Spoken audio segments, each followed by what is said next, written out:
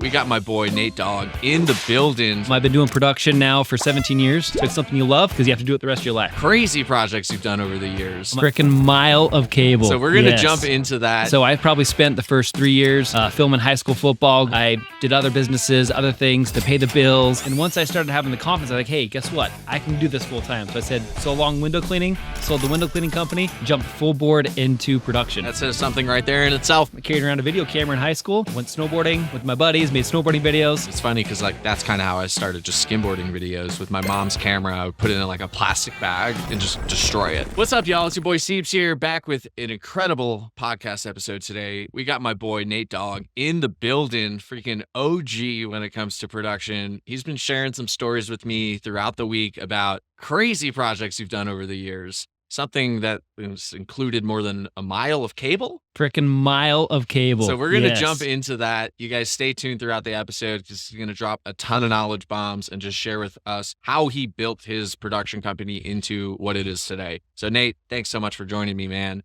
Pleasure having you here. I'm stoked to be here. It's pretty awesome. Hell yeah, dude. Love talking about this stuff. Yeah. So why don't you first just introduce yourself and let everyone know what you do? Well, I'm Nate Moffett from Salt Lake City, Utah. I've been doing production now for 17 years. You know, for me, it was something I didn't know I wanted to get into production, but it wasn't like a big passion when I was a kid. But when I was young, someone asked me, what do you do when you grow up? I said, I have no freaking idea. So they said, well, if I have any advice for you, pick something you love because you have to do it the rest of your life. So for me, I was like, hey, I carried around a video camera in high school, went snowboarding with my buddies, made snowboarding videos. So I figured after high school, hey, why not? Let's get a camera. Let's get behind the camera and see what I can do making a living out of it. Hell yeah. So 17 years, dude, that is quite a long time in the industry. And it's funny because that's kind of how I started, just skimboarding videos with my mom's camera. I would put it in like a plastic bag and just destroy it. She got pretty pissed after a while. So how did, tell me about the journey. What were your first jobs? What were you doing? How did that start to evolve to where you have your own company? So when I first started, I didn't know where to go, but there was a guy in my neighborhood that was filming. And I just walked up to him and said, hey, dude, can I help you film? Can I do something? And he's like, well, I don't have any gigs right now, but I know this other guy. So he referred me to another buddy who did high school football. And so I probably spent the first 3 years filming high school football, going around doing different sporting events. You know, sports was a big part of my life growing up. And I was like, hey, I love action-packed stuff. So let's make some highlights videos and do stuff like that. Sweet. So you started in that sporting world. When did it start to kind of transition more into some of the bigger commercial productions that you do today? So for me, it actually took a little bit of time. You know, I always knew growing up I wanted to be an entrepreneur, but I didn't, again, when I was younger, I didn't know what that was. And so when I started doing video production, I struggled a lot with confidence in myself. Sure.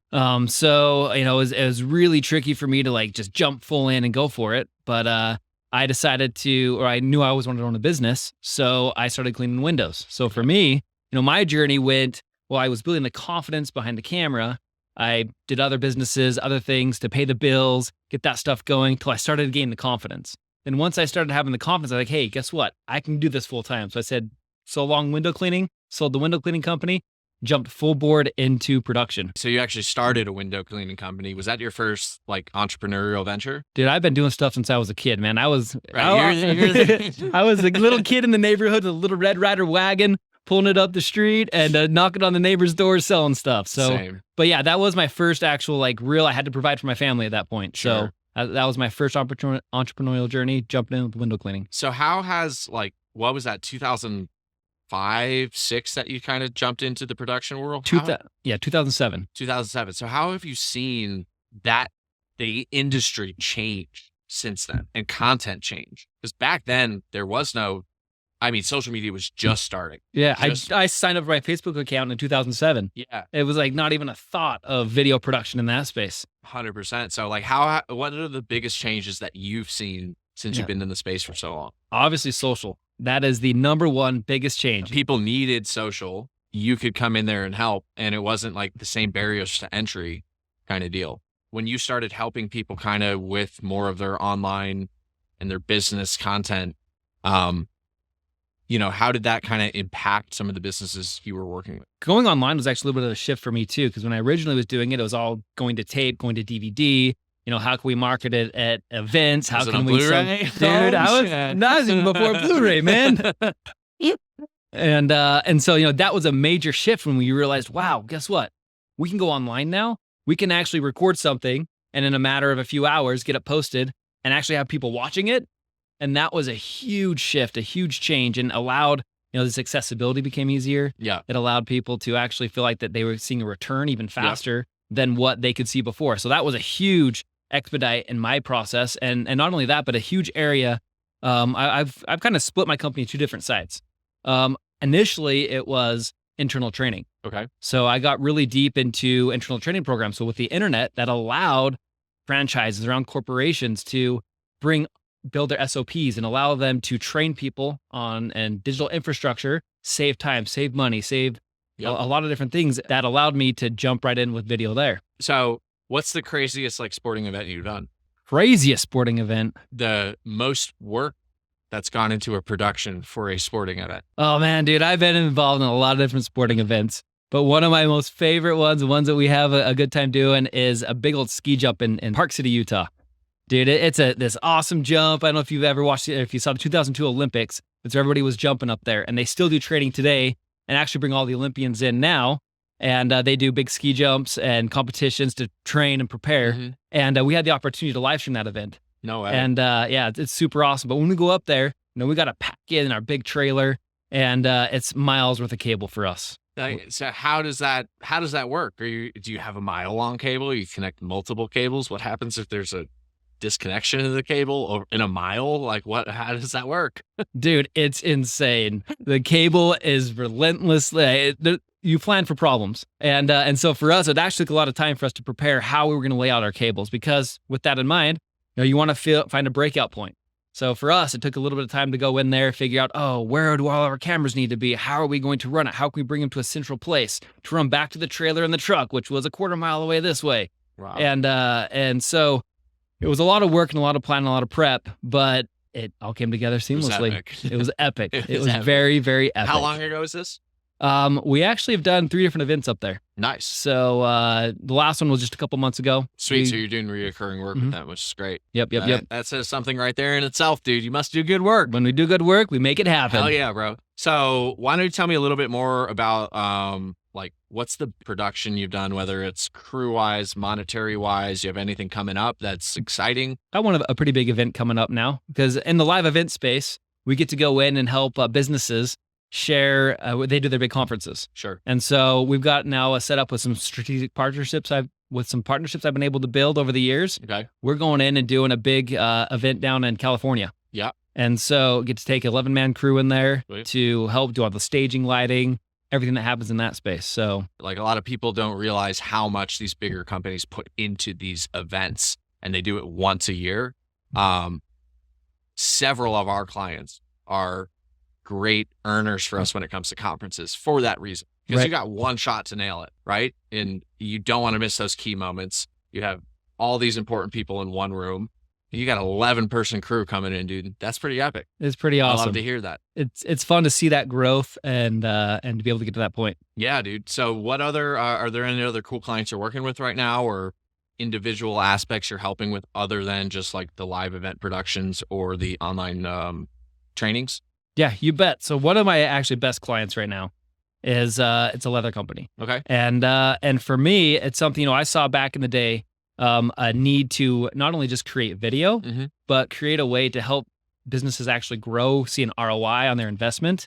And that led to me learning and growing a ton in the space. Okay. And that led to a very awesome relationship that I built with one of my clients that said, hey, Nate, I actually need someone to come and help me build my whole infrastructure from the inside out. And so he's brought me on to actually help them and build all of our marketing strategies, build all of our social strategies, build all of our training strategies. And so I've been able to step inside this company, not only as just a CMO, but as an internal digital media structure guy. I just get to help build this company from the inside out, which is really deep down inside what my passion is to get underneath the skin, get deep, and really help a company grow. So quick question, because if I were listening to this and it's wait, so you do internal trainings for franchises, you do giant live events where you run cables miles up mountains, you're working with leather companies. How are you able to work and everyone always is saying, well, aren't the riches in the niches? How are you able to work in such a diverse range of projects within your company? Working in diverse areas has been a challenge. But I think the number one thing that's allowed me to have the ability to work in so many different spaces is having a killer team. Yeah. And that is number one key to have, is people you know, trust, and can believe in the space, that also have a passion for what they're doing. Because for me, I could be sitting here on this podcast right now, or my team's back in Utah or somewhere else in the country doing a live event, or up on the mountains and on the slopes doing something else, or working with one of our training clients. So it's been a long process to get here. Sure. It also took, I like to try different things. I like to be a part of many different things. So for me, it was like, I can't just do one thing, but I knew in order to have the ability to do multiple things, I needed that team. And I think the other thing too, like for myself, at least, you can correct me if I'm wrong, it's sticking with a smaller group of clients where you can go deep with and create those true win-wins and true partnerships, more than just like, hey, I need you to do this, and you're just kind of treated like someone's a little bitch. Like no one wants to do that these days. Right. So how many clients would you say you work with on average throughout a year? Honestly, I probably only work with 20, 30 clients throughout the entire year. Nice. And, but a core group of them is probably only 5. Yeah. So the other ones are just kind of little one-up, little projects that come through. We got a core group of like 8. And then there's maybe 5 or 10 others that will give the opportunity to work with us. And I think that's a huge portion of why I've been able to spread out into the different areas, is because I've been able to build such deep relationships. And any company, if they're marketing right, if they're growing right, they need that internal training. They need that infrastructure. Yeah. If they're a company that's growing, they need to be able to create the internal training content. They need to be able to do the live streams. Right. It all flows together. It all flows together. At the end of the day, like every company is very similar. Like they need core assets. They need social content, paid ads, internal trainings. Just find ways to be more efficient with everything they're doing. That's awesome, dude. So how has that, actually, I want to jump back one step. You said you rely on your team a lot. And I know a lot of people out there want to build a team. They want to be in North Carolina doing a podcast while my team's doing a live stream in Florida and yours is in Utah doing one. So how did that all come about? Like, how did you start building your team? Where did you find these people? Did they find you? Could you fill us in a little on that? Of course. Yeah. I think building a team is patience to find the right people. You got to be willing to invest in your company, invest in you. You got to be willing to lose money. You got to be willing to spend money. And, but as you do that, you begin to find what you like and what you don't like. When I first started, man, I was flying through people. I thought someone was perfect for a position. They'd come in and I was like, holy cow, why are you not editing this way? Why are you not this and that? And, but you just learn over time what you need and what you want, so you can be clear when you talk to somebody to actually let them know what your expectations are. And then you find the right people. True or false? I don't hire people because I'm wealthy. I'm wealthy because I hire people. Definitely. I'm wealthy because I hire people. Right. Why? Because when you have the ability to hire people, number one thing it does is free up time. It frees up the ability for you to focus in on what's most important. And when you can find someone who's amazing in a position that's sometimes even better than you are in that spot, like that's for me, like it was the hardest thing for me to give up editing.